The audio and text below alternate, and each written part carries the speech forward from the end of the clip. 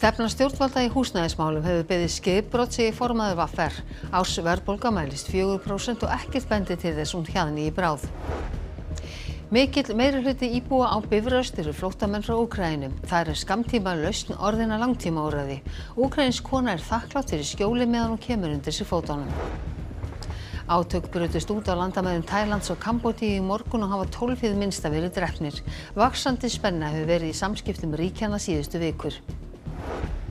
500.000 Svía óttast að enginn komi í jarðarförina þeirra. Útfararstjóri segir þetta dæmi vaxandi einmanaleika meðal ungs fólks. Hópur Svía tekur að sér að mæta í fámennar jarðarfarir. Aðeins örfáir Íslendingar hafa farið hringveginn fótgangandi. Fréttastofan gekk stuttan spöl í dag með manni sem hyggst ljúka þessari ríflega 1300 km göngu í sumar.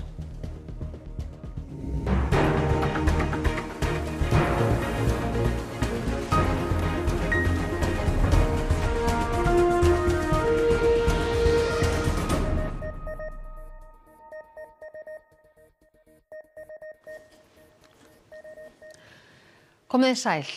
Erfiðlega gengur hann á verðbólgu niður fyrir 4%. Formaður fjölmennasta stéttarfélags landsins segir stjórnvöld hafa brugðist með aðgerðarleysi á húsnæðismarkaði.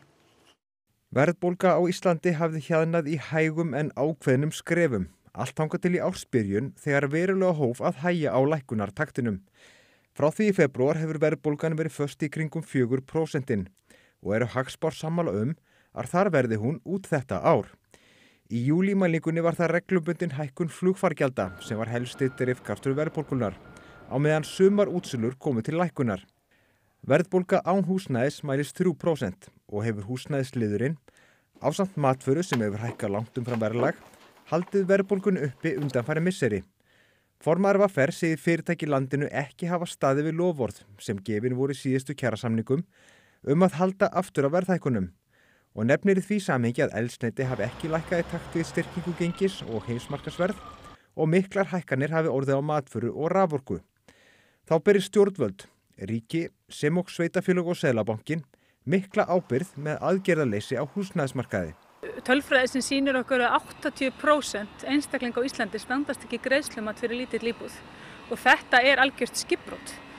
Þarna hafa stjórnvöld algjörlega brugðist og við sjáum það á þessu þingi sem var að klárast, þar sem að öll orkan fór í eitt mál, að það fór nánast ekkert fyrir húsnæðismálun. Þingið hafi ekki samþykkt nein mál tengjast húsnæðismarkaði og þau fáu neytendamál sem litu dagsins ljós hafi dagað uppi. Síðan höfum við séð líka þetta hækkanir á kjöti og innlendri vöru sem að hluta til tengist þessum búvörulögum sem voru sett hérna í fyrra. Og núverandi stjórnvöld hafa ekki undið ofan af. Það mál var sett á ís á síðasta þingi og það má eiginlega segja að Alþingi hafi tapað sér algjörlega í einu máli. Magnús Geir, var eitthvað í þessum tölum sem kom á óvart? Nei, það var vitað að flugfargjöld myndu að hækka eins og þau gera alltaf á þessum tíma árs. Þótt hækkunin hafi verið aðeins meiri en það var spáð, öðru leyti var þetta í bókinni. Ef það má tína eitthvað jákvætt út úr þessu, þá er það matarverð að hækka ekki milli mánaða í fyrsta skipti í langan tíma. Það er svona matvara og húsnæði hefur verið að keyra áfram verðbólguna síðustu misseri og vonandi er þetta vísbendingar að matarverð sé allavega hægt að hækka í bili. Það eru enda alla forsendur til þess. Þessi mikla hækkun á hrávörum á heimsmarkaði, kaffi, kakói, hún er að ganga tilbaka, sama tíma og gengi er að styrkjast mikið. Þannig að ef allt er eðlilegt, þá ætti það að skila sér í lækkun til neytenda og mér sýnir svona þessum tölum að það sé raunin. En þótt verðbólgan hafi hjaðnað núna á milli mánaða, þá bendir allt til þess að hún muni hækka á næstu mánuði. Já, klárlega og það er á sér allt eðlilega skýringar. Eins og kannski munum þá voru skólamáltíðir gerðar gjaldfrjálsar í fyrra og svo voru skólagjöld í nokkra háskóla felld niður. Það kom inn í mælingunni fyrra og er að detta núna út, þannig að svona af tæknilegum ástæðum þá mun verðbólgan fara að leita aftur upp á við, fara upp fyrir 4% og hún verður það svona sirka út árið. En þá spyrjum við hvað þýðir það fyrir stýrivextina? Stefna Seðlabankans hefur núna verið að lækka stýrivextina samhliða lækkun verðbólgu og meðan verðbólgan fer ekki niður þá fara stýrivextinir heldur ekki niður. Við erum í 7,5%, næsta ákvörðun er 20. ágúst og ég ætla bara að leyfa mér fulllega hér að það verði engin lækkun þá og ég held í rauninni að það verði engin lækkun út þetta ár því að verðbólgan er ekkert á leiðinni niður.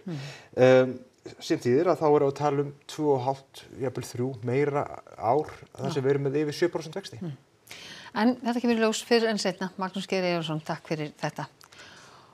Og þessu tengt í sumarútsölur hafa jafnan dregið úr verðbólgu en þær vega minna núna en síðustu ár. Fólk virðist þó ekki láta góð tilboð framhjá sér fara á útsölum. Já, ég reyni það alveg. Finnst þér að skipta máli?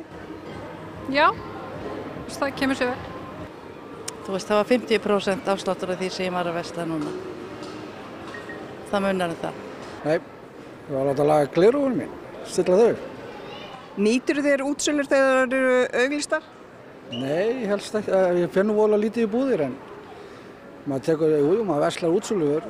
Fólk greinir hins vegar ekki mun á því hvort tilboðin eru betri milli ára. Mér finnst ekkert vera ódýrara milli ára en jú, auðvitað er það ódýrara á útsölum, jú, það er þannig. Þannig að þú reynir að nýta tækifæri þegar það eru auglýst? Ég held að gera það allir, sko, já. Erum við ekki kaupa á þjóð? Erum við ekki alltaf kaupandi eitthvað? Já, við ákváðum að koma í dag og skoða og reyna að finna ykkur ný flott föt, sko. Nýtið ykkur útsölur þegar það eru auglýst? Já, þú veist, maður reynir alltaf að næra sér í aðslátt ef það er í boði, sko. Og ert þú búin að gera góð kaup í dag? Já, ég fann mér buxur sem ég er búin að vera í allan dag að finna og ég var mjög heppinn að finna þar á afslætti í dag meira að segja. 12 hið minnsta þar á meðal almennir borgarar voru drepin í átökum herja Tælands og Kambódíu á landamærum ríkjanna í dag. Þúsundir þurftu að yfirgefa heimili sín. Átökunum leyndi þegar leið á daginn. Hér beggja saka hina að hafa skotið fyrsta skotinu í morgun. Vaxandi spenna hefur verið á landamærum Tælands og Kambódíu að undanförnu. Deilu ríkjanna ná þó áratugi aftur í tíman. Tælenski herinn sakar þann kambódíska eldflaugaárásir á héruð í Tælandi í morgun. Tælendingar sendu orrustuþotur inn í Kambódíu og vörpuðu sprengjum á nokkra staði. Síðast sauð upp úr milli ríkjanna í lok maí þegar kambódískur hermaður féll. Í júní lokuðu Kambódíumenn fyrir innflutning á eldsneyti, ávöxtum og grænmeti frá Tælandi. Þá hafa hermenn beggja herja særst og fallið af völdum jarðsprengja á landamærunum að undanförnu.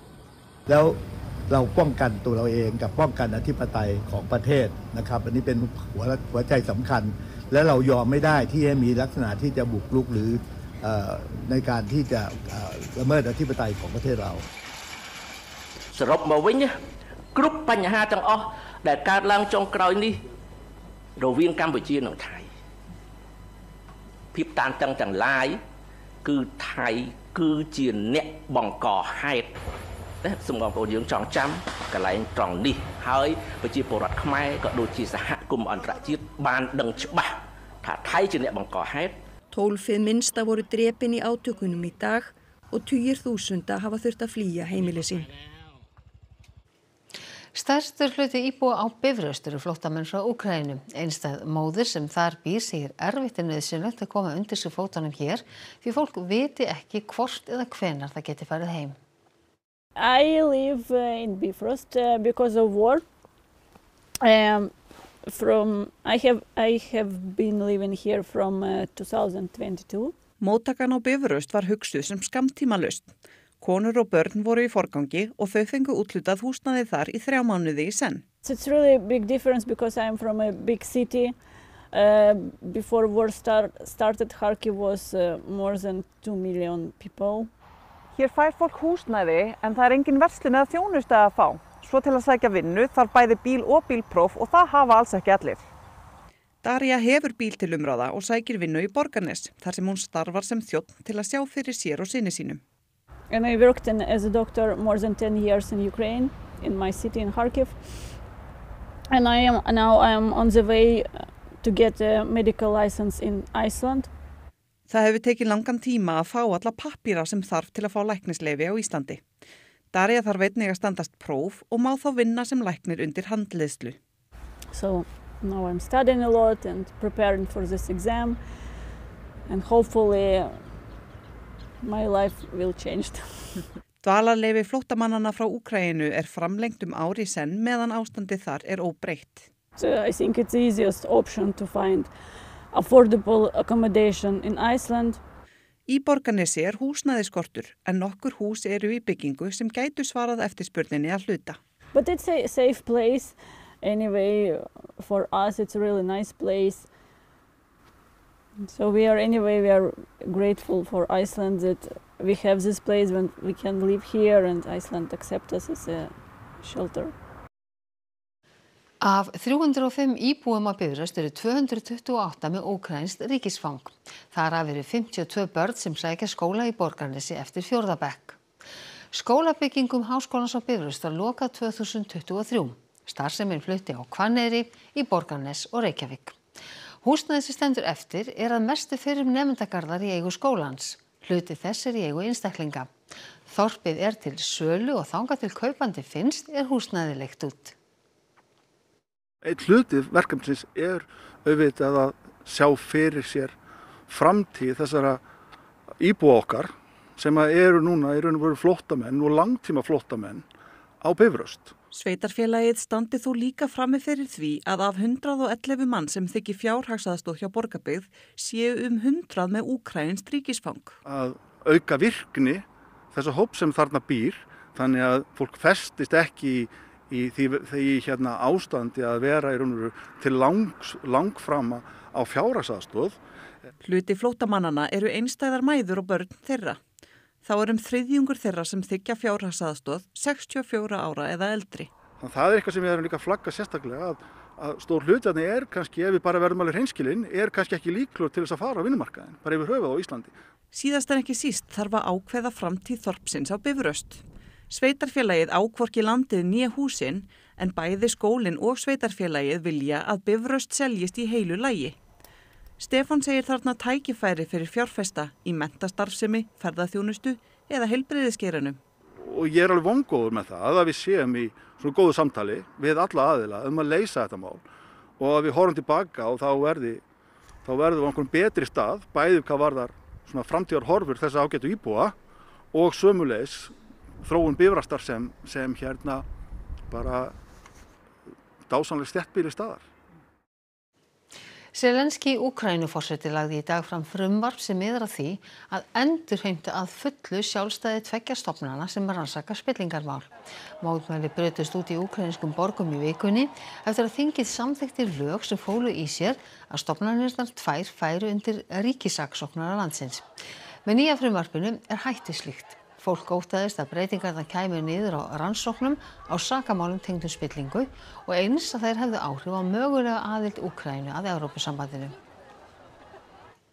Færri eru við jarðarfarir í Svíþjóð en áður. 9% ungra Svía óttast að enginn verði við útför þeirra þegar þeir falla frá. Hópur fólks tekur að sér að mæta í fámennar jarðarfarir. 500.000 Svía óttast að enginn komi í jarðarförina þeirra og að þeir verði öllum gleymdir þegar þeir deyja, samkvæmt könnun SIFO-stofnunarinnar. Þessi ótti algengastur meðal fólks á aldrinum 18 til 29 ára. 9% þeirra hafa áhyggjur af þessu. Meðal 50 till 84 ára hlutfallið 3%. Jag tycker siffran i sig, 500 000 svenskar, är väldigt mycket. Det är en hög siffra, så den är anmärkningsvärd. Sen tycker jag det är väldigt intressant också att det är fler yngre personer än äldre som tänker i de här banorna. Och jag tänker att det säger någonting om samhället också. Yngre personer idag visar sig ju vara mer ensamma.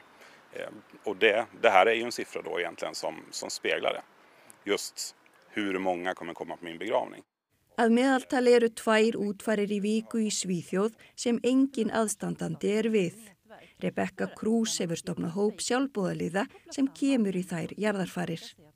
Í hópnum eru líka tónlistarmenn sem flytja tónlist við útfarirnar. Men jag tror egentligen att det mer handlar om att det inte är det samhället vi vill ha. Att det är därför det känns skönt. För man får ju ingen tack. Och jag kan tänka att det också är en signal för de som kanske ligger och är oroliga för att ens begravning ska bli ensam. Då tror jag den tanken är väldigt skrämmande. Om det inte märks när jag liksom lämnar, har det betytt någonting att jag var här? Meðalfjöldi gesta í jarðarförum í Svíþjóð 24 og hefur fækkað síðustu áratugi. Ástæðan ekki aðeins sú að færri vilji vera við jarðarfarir, heldur einnig að fleiri útfarir eru í kyrrþey. Dregið yfir úr gosvirkni á Reykjanesskaga en hraunrennsli enn töluvert úr einum gíg á Sundhnúksgígaröðinni. Lítil hreyfing á ystu hraunjöðrunum en í hraunið þekur rúma 3,3 ferkílómetra. Gosmóða mælist enn víða á landinu og verður líklega vart í hægviðri sem spáð á landinu á morgun. Gasmengun var töluverð í Reykjanesbæ í dag og berst líklega yfir höfuðborgarsvæðið á morgun. Gossprungan náði lengst vel á 3 kílómetra og eins og sjá má á þessum myndum sem Þorsteinn Magnússon myndatökumaður tók eftir hádegi í dag var skyggni ágætt og enn nokkur kraftur í gosinu. Gylfi Ægisson tónlistarmaður látinn, 78 ára að aldri. Hann var bráðkvaddur á heimili sínu á Selfossi í gær. Gylfi var árabil einn afkastamesti og vinsælasti lagahöfundur þjóðarinnar og skilur eftir sig fjölmörg sígild dægurlög eins og í Sól og sumaril sem hljómsveit Ingimars Eydal gaf út 1972 og Stolt siglir flegið mitt með áhöfnin á halastjörninni sem hann skipaði meðal annars með Rúnari Júlíusinni. Og ekki má gleyma laginu Minning mann sem logar fluttu og Gylfi sjálfur söng í skemmtiþættinum Hringekjunni í sjónvarpssal árið 2010. Ég að syngja ykkur lítið fallegt ljóð ljúfan dreng sem fallinn nú frá dreng sem átti sorgir en ávallt samt og stór sperrtur þó að sitt hvað gengi á í kofa skrifli bjó hann Göngugarpur hefur lagt að baki yfir 900 kílómetra á hringferðsinum landið. Hann segir göngun oft erfið en góðvild fólks á leiðinni hafi bjargað sér oftar en einu sinni. Í dag var dagur 34 af hringferð Einars Sindra Ásgeirssonar til styrktar samtökum sem vinna gegn vannæringu barna í Úganda. Ég fekk eitthvað svona kitl og ákvað síðan bara að gera þetta og sagði fólki frá þessu og margir voru náttúrulega að tala um að þetta væri nú svolítið klikkað sko. Reynir Pétur Steinunarsson gekk hringveginn árið 1985 fyrstur Íslendinga. 40 árum síðar eru þeir sem hafa leikið það eftir en teljandi á fingrum annarar handar. Einar er þó líklega fyrstur til að ganga einn með allar föggur sínar á bakinu. Mér tekst að koma svona poka hérna onni sem með sko, það er hérna svefnpoki og dýna og svo eitthvað aukadót hérna líka. Einar stefnir á að komast í Varmahlíð á næstu 2 dögum. Þá verður hann búinn að ganga 980 kílómetra. Þá verða 300 eftir á heimleiðinni til Reykjavíkur. Hann segist hafa hugsað að gefast upp. 7. dagur göngunnar var þungur.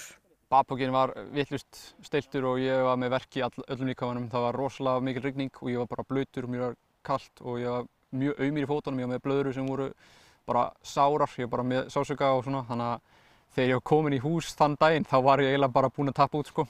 Góðvild fólks á leiðinni hafi haldið honum gangandi. Húsaskjól, heitur matur og stuðningur skipti öllu. Sko þannig að ég með langan lista af fólki sem ég þarf að senda takkabréf sko.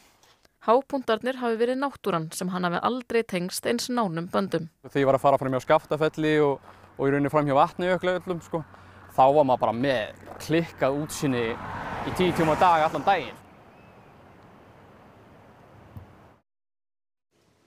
Og áður en við segjum ykkur frá íþróttum og veðri ætlum við í fjölskyldu og húsdýragarðinn þar sem selir, svín og sveitastörfin heilluðu ungu kynslóðina.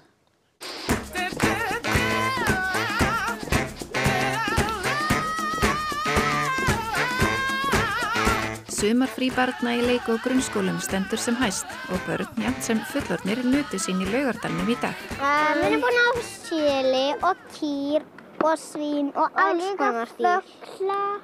Mér finnst selir og apar heldur skemmtilegir en apar er samt uppáhalds dýrið mitt. Við erum búin að sjá kanínur og líka einhver hlut. Svín. Og sumir undu sér vel við sveitastörfin.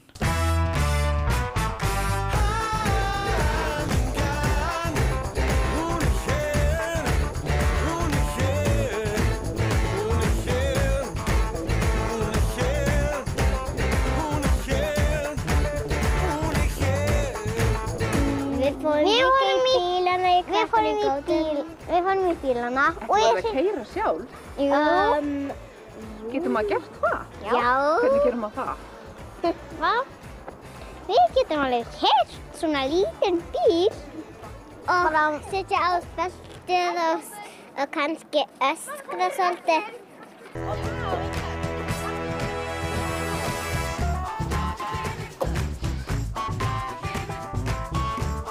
Maður verður að finna sér hvað að gera. Húsdýra garðinn og mikið útilegum og svona. Ég fór í hvítan hest einu sinni og þá fór ég í svartan hest, já. Og þegar börnin voru spurð með hverjum þau væru í garðinum í dag, stóð ekki á svörum. Með afa. Afa.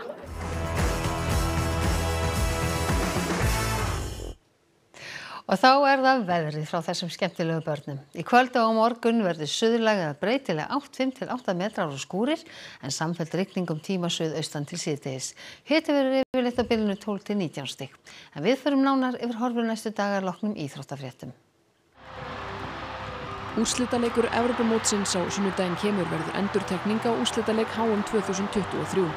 Ríkjandi heimsmeistararnir, Spánverjar og ríkjandi Evrópumeistararnir, Englendingar, munu bítast titilinn.